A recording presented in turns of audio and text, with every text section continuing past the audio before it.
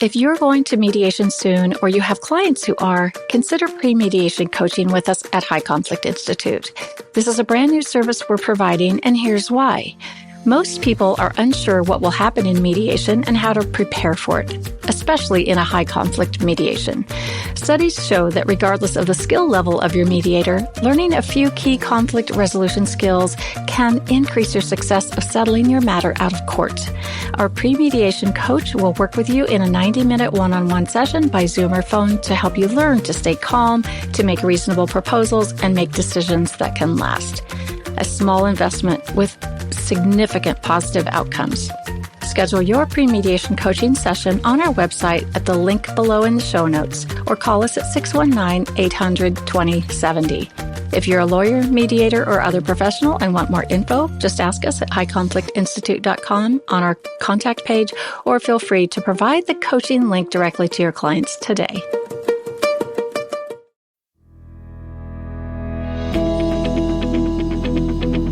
Welcome to It's All Your Fault on True Story FM, the one and only podcast dedicated to helping you identify and deal with the most challenging human interactions, those with someone who may have a high conflict personality. I'm Megan Hunter, and I'm here with my guest co-host, Cherolyn Knapp. My usual co-host, Bill Eddy, is taking a short hiatus, but he will be back in about a month. Bill and I are the co-founders of the High Conflict Institute in San Diego, California, where we focus on training, consulting, and educational programs and methods, all to do with high conflict. In today's episode, we are talking with our special guest, Bob Stenhouse, on the topic of high conflict in the context of workplace investigations. This will be really fascinating, especially because Cherolyn is also a workplace investigator, so they're going to have a lot to talk about. And I want to thank you, Cherolyn, for co-hosting with me today and on this workplace series. Cherolyn is a trainer and consultant with us here at the High Conflict Institute, and she trains and teaches our New Ways for Work method, which is a 12-hour training, and she does a fantastic job at that. So thank you for joining us as co-host today. Couple of notes to start. If you have a question about a high conflict situation, send it to podcast@highconflictinstitute.com or through our website at highconflictinstitute.com/podcast, where you'll also find all the show notes and links. Please give us a rate or review and tell your friends, colleagues, or family about us, especially if they're dealing with a high conflict situation. As always, we are very grateful.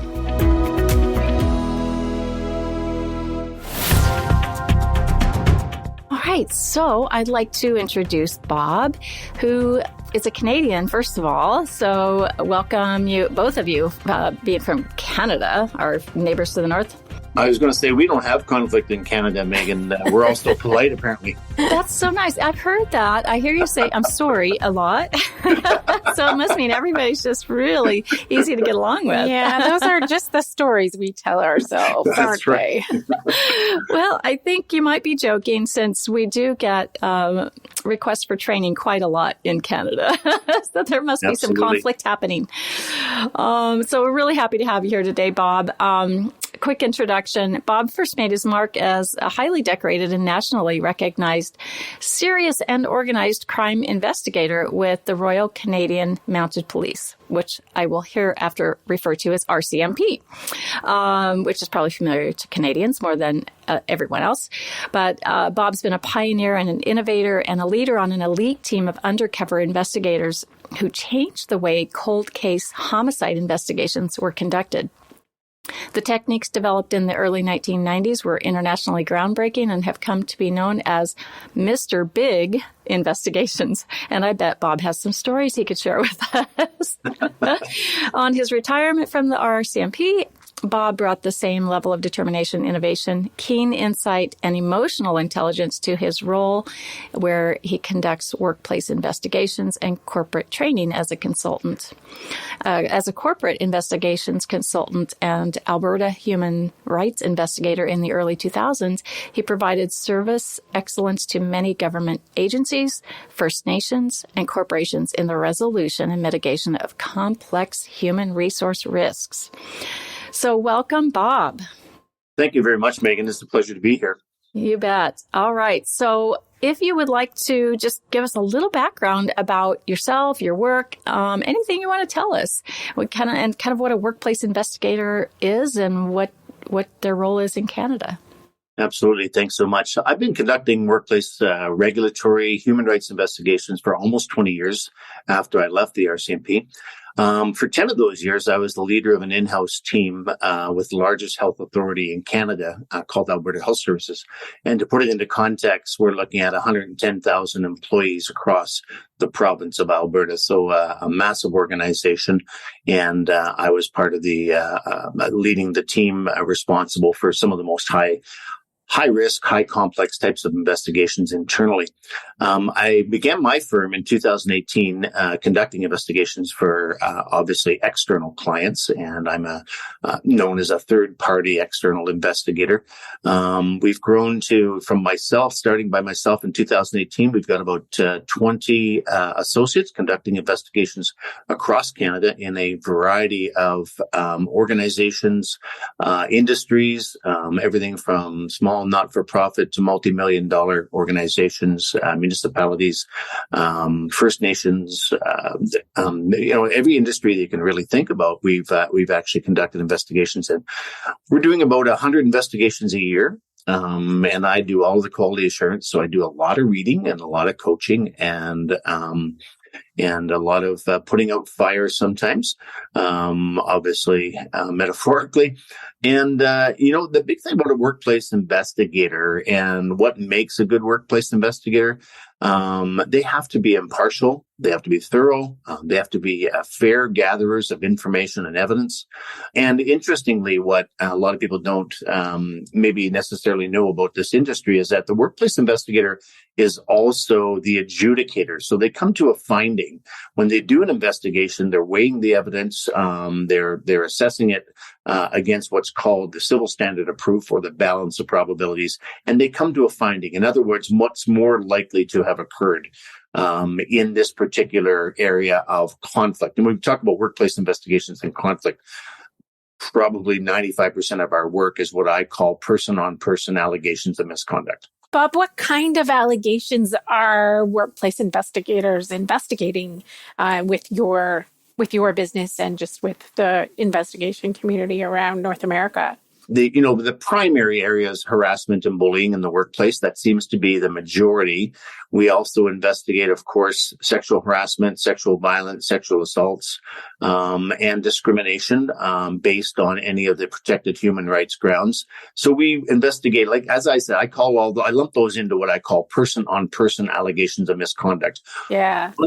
On occasion, we'll do fraud, theft, those types of investigation, but for the most part, it's the person-on-person allegations of misconduct. Right. So you're seeing, you and your team are seeing these allegations that people have been bullied or harassed or discriminated against or sexually harassed.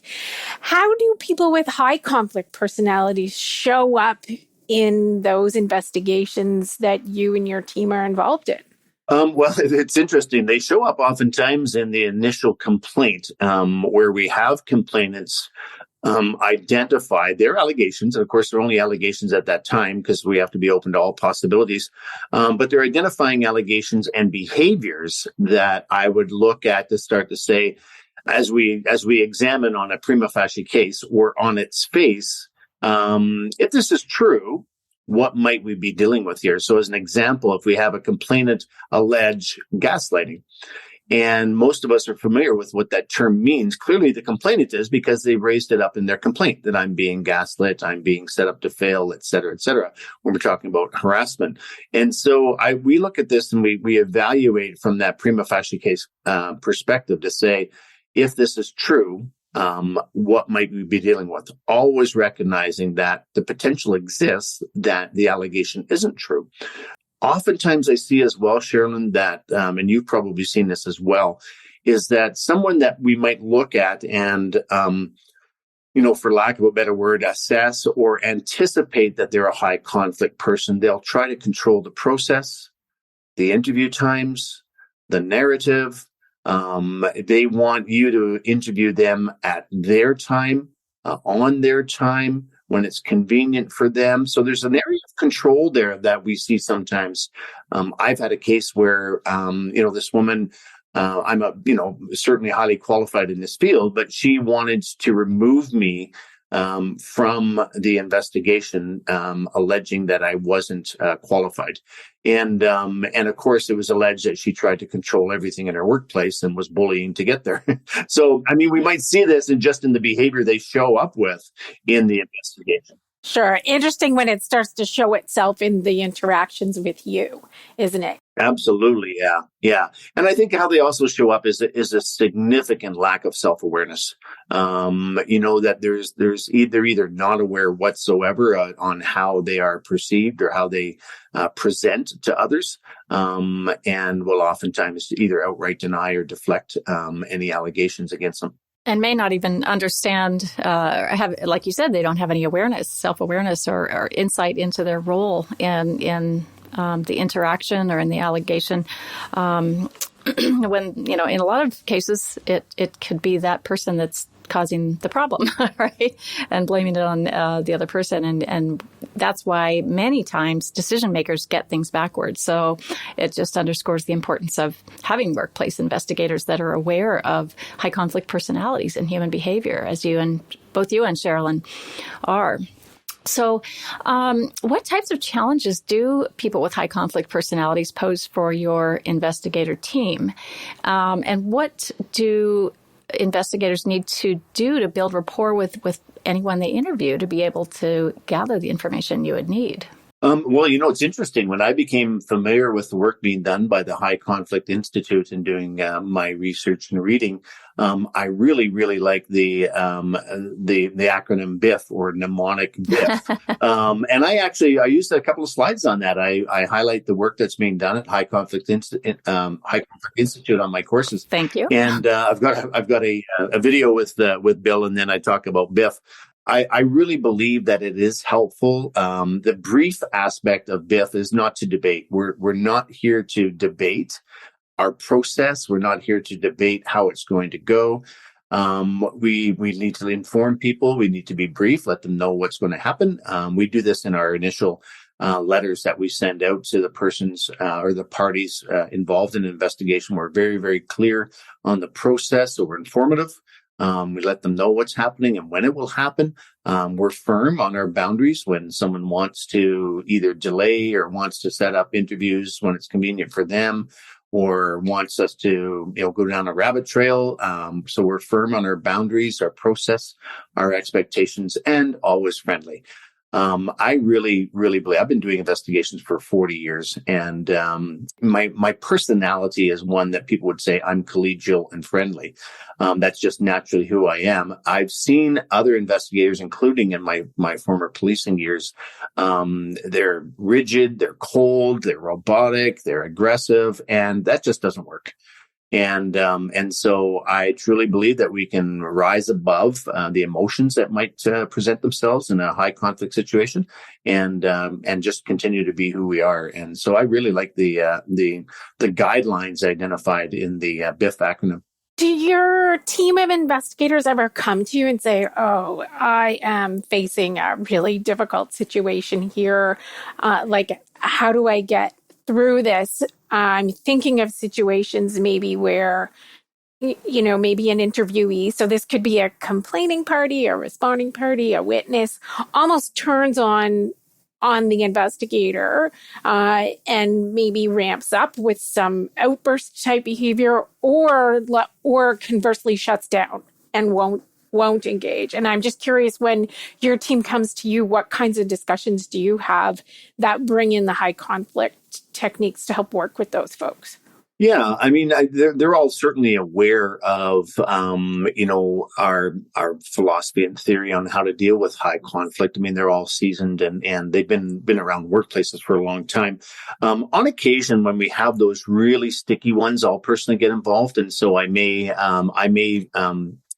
be a secondary investigator on the interviews, so as to be able to intervene if required, or at least provide a level of support for our investigators, particularly I've had situations where the high conflict person is tried to intimidate, and if they've tried to intimidate, then oftentimes I'll participate in the interview and set the appropriate boundaries if necessary. Oftentimes it's not necessary if I'm there. For whatever reason, they'll usually kind of mind their P's and Q's, so we'll talk about it for sure. And one of the things that I really believe, and I teach this in the interviewing, is to anticipate, right? To prepare in advance and anticipate.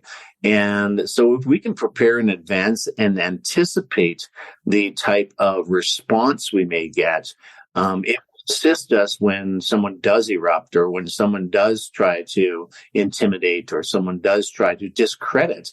Cherolyn, I don't know if you ever had it where we've had persons that we've found to have engaged in the misconduct now turn around and try to discredit you as the investigator. Certainly, right. There can be allegations against the investigator that it wasn't fair, or that, the investigator displayed some kind of bias against that person. And so, as you say, consistent processes are so important, but it can feel really difficult for a person in the investigator seat when they're facing that kind of thing. Now, listen, Bob, you talked about training. So you mentioned that you're the quality assurance person who oversees reports oversees maybe 100 reports a year, but you also have talked about training. So who do you train? Tell us a bit more about the training you do for investigators.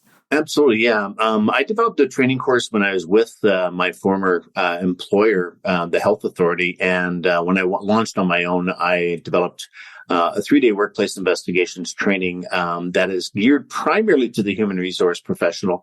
So I partner with the chartered professionals in human resources across Western Canada, in Saskatchewan, Alberta, and British Columbia, and Yukon, and have developed and delivered those courses for them for over 4 years now. I think I'm up to about 35 courses in the 4-year period, and as well as some advanced courses that I also have. So we basically, begin with the fundamentals of an investigation through the day. The first day, the second day, we look into I do a bit of a deep dive in psychological violence, or as I said, person-on-person misconduct. And that's your harassment, your bullying, your sexual harassment and violence, your discrimination. And then the last day is interesting. And this is where there's a little bit of a crossover here that I'm not sure if, Cherolyn, I think you're aware. I'm not sure if Megan's aware of the dark triad, or the concept of the dark triad. It's very, very similar to what's being taught at the High Conflicts Institute. So I have a whole module that I call Investigating the Dark Triad at Work, and much in common with the topics we have today. And that's where I use Bill's video, as well as a couple of resources pointing people to the High Conflict Institute. We appreciate that very much. And I love that you've applied BIF in a way that really, I guess we hadn't thought of in the beginning, right? Because we recognize BIF, or kind of tout it as a way to communicate in writing through email or text messages or letters, but really it's applicable across the board. Whether you're prepping for an investigation, you are communicating verbally, communicating in writing, it can really be useful across the board. So brief, informative, friendly, and firm. You've definitely got that down. So thank you for sharing that with your trainees. So what do you hear, speaking of those trainees, do you hear stories from them about high conflict, what you would consider to be high conflict? Because as you, all three of us are very well aware, when you're dealing with high conflict, people will often come to us and say, I'm sure you've never heard a story like this. This right. One's really bad. And you're like, okay, I probably have. The details might be different, but the patterns are the same. So what are you hearing from your trainees? Well, what's really interesting, that particular module that I teach on the dark triad, including the high conflict persons, it's actually the module that garners significant interest.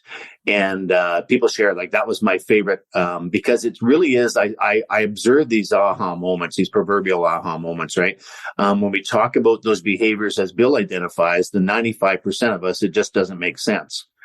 And what's interesting, I want to share a little interesting tidbit that I teach on these anecdotal percentages. So it fits right in. I do an informal poll with our HR professionals, and I ask them, what percentage of employees take up 80% of your time managing conflict or investigations? And across the board, the average generally comes to about 5%. And so when I hear Bill talk about behaving in ways that 95% of us wouldn't behave, and then I correlate that with the 5% of what people are saying that is causing them a lot of time, energy, effort, and grief in the workplace, it really, really illustrates this concept. So, Bob, let me conduct an informal poll with you for a moment. Yes. How much of a percent of the cases you deal with through your firm, how much of a percent do you think involves folks who may have high conflict personalities? Oh, that's a great question. I would say informally, anecdotally, 80%. Yeah. Interesting, right? It's definitely more than half for me. And I have a combination practice where I do workplace investigation as well as mediation.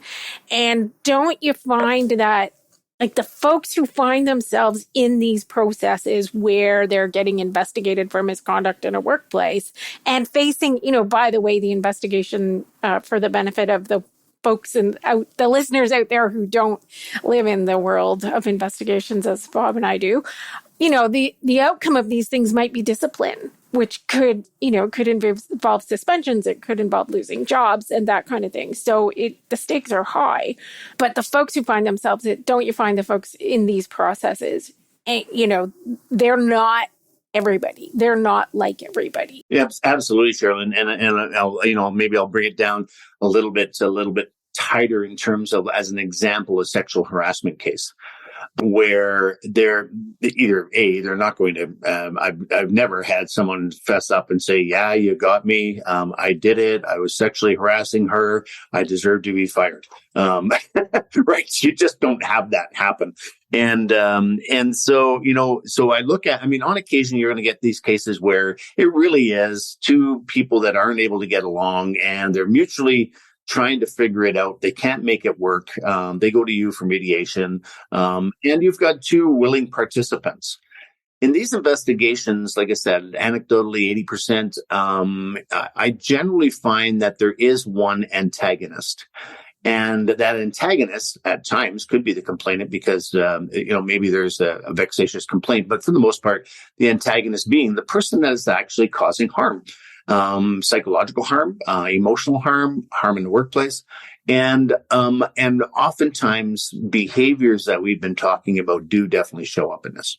What's kind of fascinating about that, and a question for you is, do you find that those in the workplace maybe that are in charge of this and are bringing you in to investigate believe that it's two parties involved in a conflict, that both of them are at fault? And as we know, in high conflict disputes, there's typically one. Sometimes both parties have high conflict personalities, but a lot of times it is that one individual. But a lot of people get it backwards, and it can be very frustrating to the other individual who does not have a high conflict personality. They're being targeted, they're being blamed, and they might have overreacted, which is very typical when we deal with a high conflict individual. So do you see that in the workplace? Absolutely. And one of the things that I teach as well is some of these folks that we would call high conflict or in the dark triad, many of them are master manipulators. They're charming, they're articulate, they present a certain way to people in authority, and then the door closes and they present yet a very different way to maybe it's their staff, maybe it's an individual. And so people are some of our clients are shocked when we come to a finding that, yes, this person who was your rock star, your shiny penny, has actually been engaging in highly destructive behavior that is harming individuals, and the evidence is very strong. And now they're in the news. Yeah, well, and we just had a case that our team investigated that was in the news just last week, and it was a massive investigation that we did, and a systemic investigation in a first responder environment. And the leaders of this particular organization were highly charismatic, friendly, all of the things that we see. And so, yeah, I think many employers, perhaps even HR professionals, can be a little bit naive when it comes to this type of behavior. And I think that you have to really check that potential for naivety. Again, we don't want to be too cynical, right? Yeah. And something that you said, I think is worth sort of highlighting, is that high conflict behavior is often behavior connected to close relationships, right? So facing outwards, a person can appear very charming, very charismatic, put on a very good appearance sort of publicly or in their outer circles.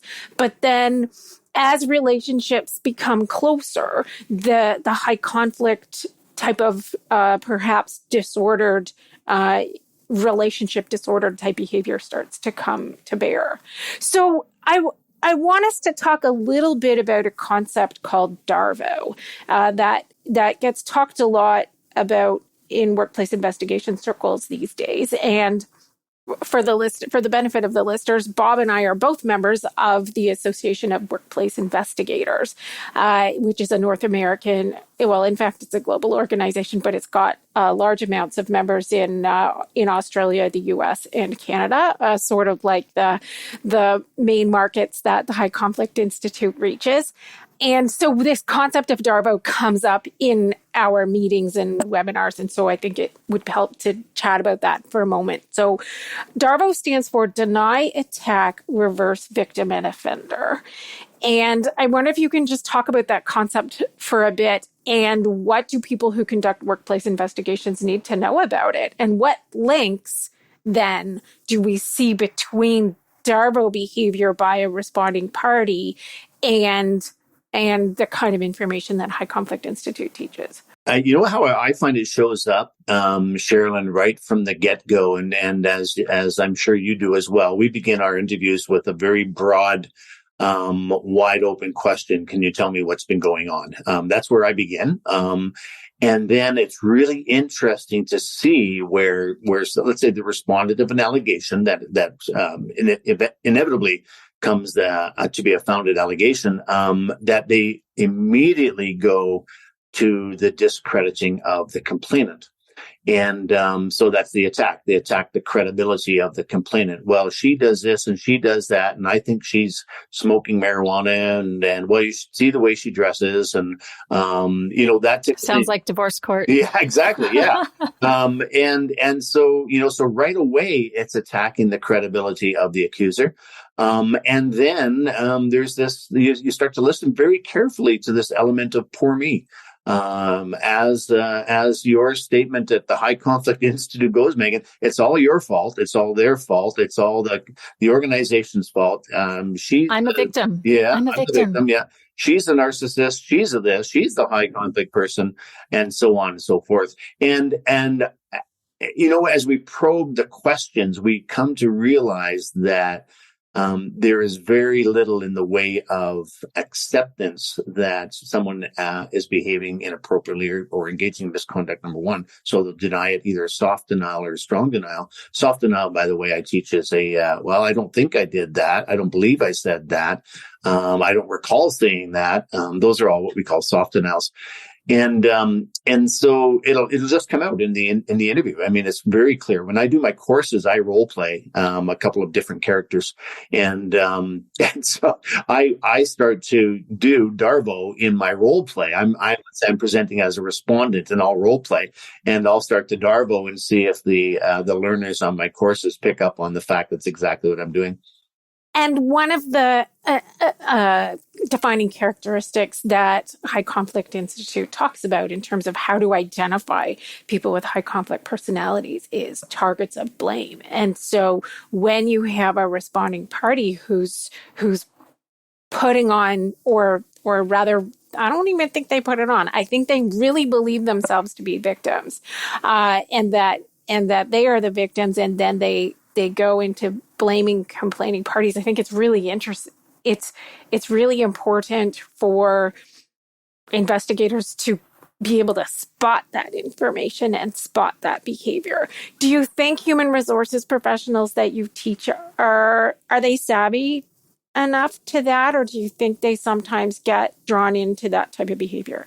I think it really, I mean, there's a whole number of factors that it depends, right? But certainly the senior human resources professionals, they've seen a lot, as you know. And so, by trial and error, they've learned a few things along the way, and they're a little bit more savvy. Oftentimes, I find that human resource professionals get into the profession because, frankly, they like people, and so then all of a sudden you have a fairly new human resource professional, maybe just came out of a certificate program. They're launched into investigations, and I just put up on LinkedIn today that most of them will tell me that 50% of their time is spent either resolving conflict or investigating, and yet they're not taught that in their workshops or in their certificates or diplomas. So I think that again, that I call it discernment, right? The ability to discern human behavior. We cannot be naive. We have to take the blinders off. Otherwise, we'll be that person that's tricked, that's manipulated, that's charmed. And that may impact our biases as we're writing our reports. That may impact our biases as we're looking at coming to findings. I would think you learned and picked up a lot of that during your years with the Royal Canadian Mounted Police. I said the whole thing in full form instead of acronym. Yes. But I would think all of that experience being around people, you get that muscle memory of, I've felt this before. I've experienced this before. This behavior, this mismatch of the truth and not the truth. And, what's going on here. Do you feel like you gained a lot of that experience through your time in there with the police? Absolutely, Megan. And I would say not only in dealing with, I did some very, very high profile homicide, undercover work, organized crime, biker gangs. I dealt with some really, really high complex and high risk situations. But what's really interesting is that I also experienced it internally. So if you talk to any police officer about post-traumatic stress injury or post-traumatic stress disorder, and they'll tell you, look, I can handle the stuff that we see outside, the death, the violence, the crime. I can deal with that. It's the internal backstabbing and backbiting and gossip campaigns and spirit campaigns and jealousies within the workplace that cause the most pain. It certainly caused my most pain, and when I my career crashed and burned, and I was a whistleblower and a whole bunch of other stories. Oh, wow! Yeah. So it's another story for another time, but those are still the nightmares I have about the internal pain caused by people certainly with high conflict, but also people certainly out to destroy others in the workplace. Yeah, would love to sit down over a coffee or a glass of wine or something and hear those stories. All right. Well, what could we here at HCI do to help educate workplace investigators and, both the U.S., Canada, anywhere in the world on how to navigate situations where there are complainants, respondents, and witnesses who may be people with high conflict personalities?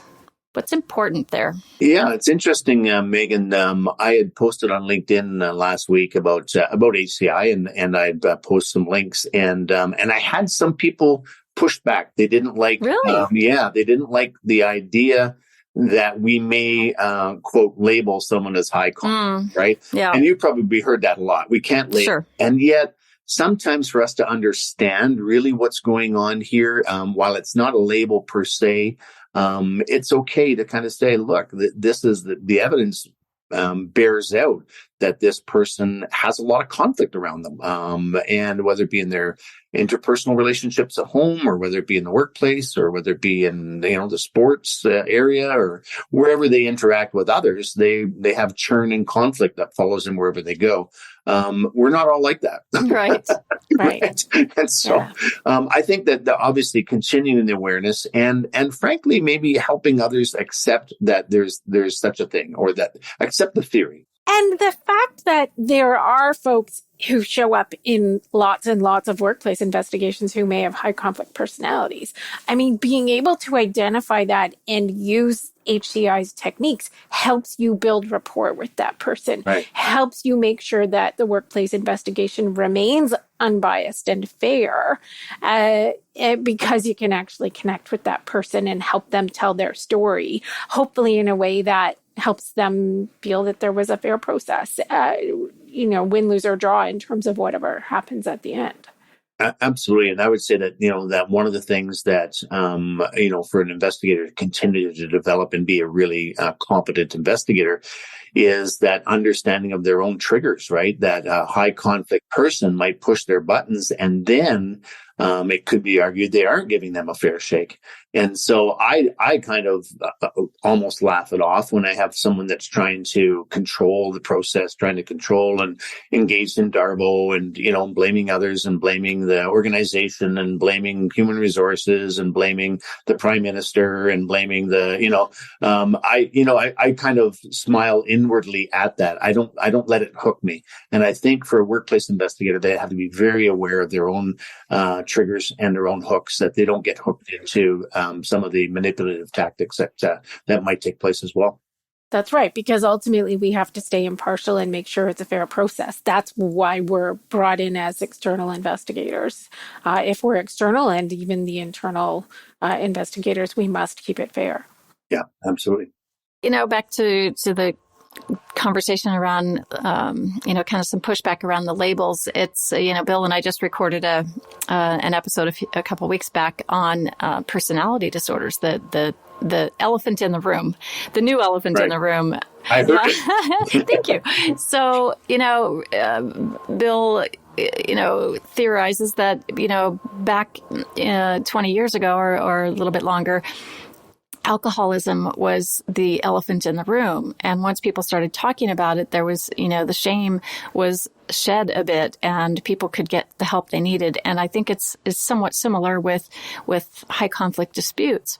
We don't want people to be cast in a light of that they're bad people, because all people have good and positive and negative traits. I do, you do, all three of us do. Everyone does. It's just that some have what I kind of consider a relationship disorder. They're driven by something different. It's a different operating system. And most of us just don't know what that is or what the rules of that operating system are.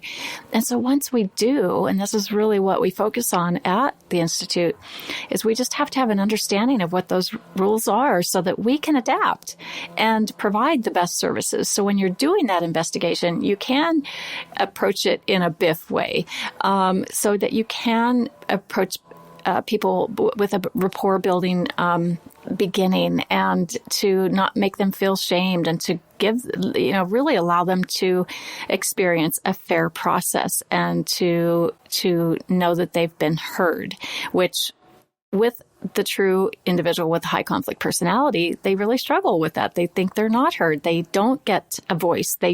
Even though there's often the loudest voice in the room, they don't think it is. And that really is truly their experience. That is truly how they feel. So understanding these techniques, I really believe is next level. If you are in HR, if you are in investigations, to have this understanding. And I would assume, kind of like you were saying, Bob, that, people that get into this line of work generally like people and probably crave studying human behavior. So you kind of go in with some skill, innate skill, likely, some experiential skill as well. And then having this, more advanced understanding of the high conflict personality of the dark triad, right? Then it makes you a better investigator. It makes you a better HR person. It makes you, it helps you help the workplace. Absolutely. Yeah. No, I would absolutely agree with what you've said, Megan. I think that again, developing that level of discernment, right? Not being, too naive and not being too cynical. I think it's so important. A balanced approach, a little bit of wisdom. I think it's really, really important as well. That's a really nice segue to the last little topic that we were hoping to discuss, which has to do with what happens at the end of an investigation. So you mentioned that investigators are sort of like adjudicators. We find facts and then we make determinations about whether somebody's conduct breached the workplace policy or other might be state, provincial, or federal laws. But at the end, investigators are usually asked to make recommendations for what might the employer do to remedy the situation. And so what types of recommendations do you and your team, or what you teach in your courses, about how to help employers with how to remediate situations where there may be findings of bullying, harassing, or discriminatory or behavior or misconduct? Because people with high conflict personality traits, they need jobs too. They have families to support. They have lives to live. And so what kind of recommendations can investigators make to sort of help workplaces improve, help workplaces heal from these processes? Yeah, a couple things. So, Cherolyn, what we do with our process is that our investigators don't make investigations or make recommendations, because I find sometimes that can just muddy the waters with respect to potential biases or expose us to allegations of bias. But I may, as a consultant, engage with our clients and make some recommendations. I make a very broad, I guess, a very high level recommendation for these types of situations. First and foremost is to hold the person that's engaged in misconduct accountable, whatever that may look like. And whether that means that they go through performance improvement plans, performance management, they have to be held accountable and know that this behavior has caused harm and it has to stop. To me, I think they have to be very clear on that.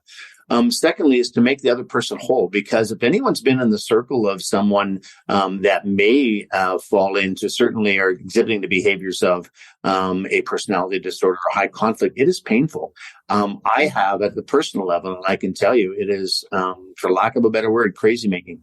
You question yourself, you ruminate, you're in pain, you're lying awake, you spend 60-70% of your time trying to figure out how to get away from this.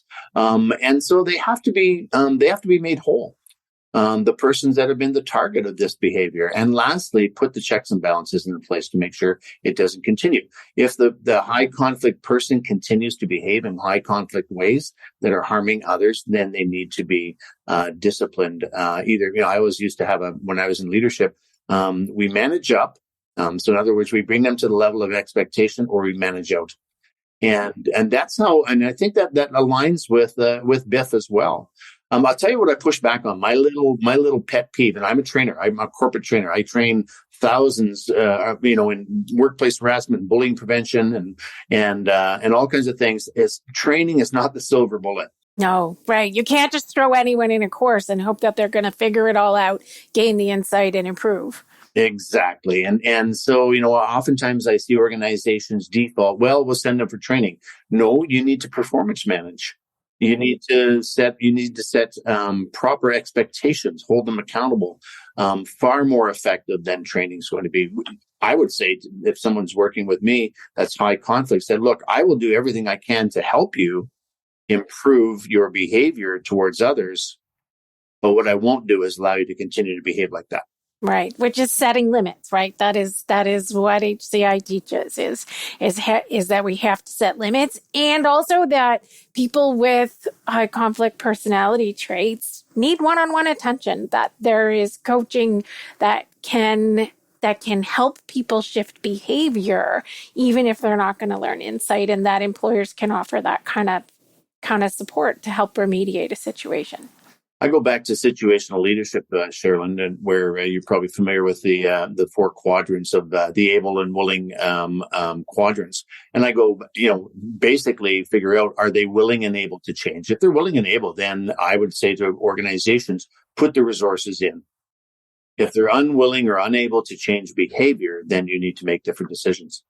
Well said, Bob. And this has been a really fascinating time for me. I'm sure it is for our listeners as well. So thank you so much for being here with us. And thank you, Cherolyn, for co-hosting with me. And we'll be doing a few more workplace mini-series episodes as well. Cherolyn will be along with me.